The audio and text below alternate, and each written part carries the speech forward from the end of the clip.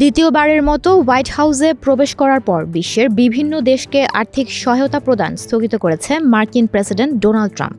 মিশর ও ইসরায়েল ছাড়া সকল দেশে বৈদেশিক সহায়তা বন্ধ করে দিয়েছে ট্রাম্প প্রশাসন। ট্রাম্পের এই সিদ্ধান্তের পর জাতিসংঘ উদ্বেগ প্রকাশ করেছে যে এর ফলে কয়েক লাখ মানুষ এইডসের কারণে মৃত্যুবরণ করতে পারে।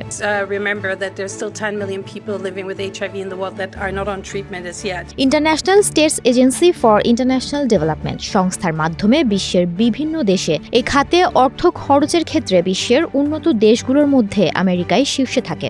কিন্তু দ্বিতীয় দফায় প্রেসিডেন্ট হয়েই ট্রাম্প এই অনুদান ৩ মাসের জন্য স্থগিত রাখার সিদ্ধান্ত নেন।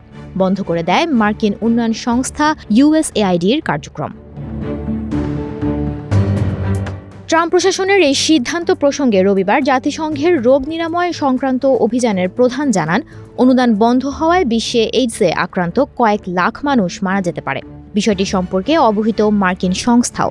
সংস্থার প্রধান উইনি বেনিয়ামা জানিয়েছেন, অনুদান না থাকলে মানুষের মৃত্যু হতে পারে। বিশ্বে এইডস নিরাময়ে কাজ করা একটি সংস্থা জানিয়েছে, মার্কিন ওই অনুদানে উপকৃত হতেন প্রায় 2 কোটি এইডস রোগী, সাহায্য পেতেন 2 লাখ মানুষ। অনুদান বন্ধ হয়ে গেলে আগামী 5 বছরে 60 লাখেরও বেশি মানুষ এইডসে মারা যাবেন বলে আশঙ্কা করা হচ্ছে।